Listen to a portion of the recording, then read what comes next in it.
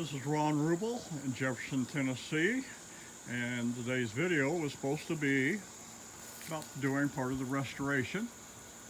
The plan was to remove the early pieces across the top. There were some old asphalt shingles and pieces of wood, and pull all of that down.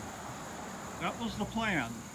But like there's an old saying, some days you eat the bear, and some days the bear eats you.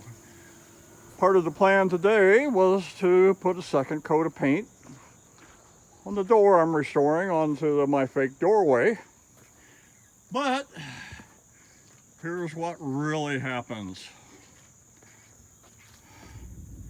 1 gallon of a very expensive paint didn't make it out of the storage area. So, spent the last hour and a half cleaning tools and a lot of other stuff.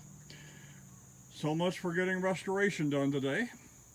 This is Ron Rubel in Jefferson City, Tennessee.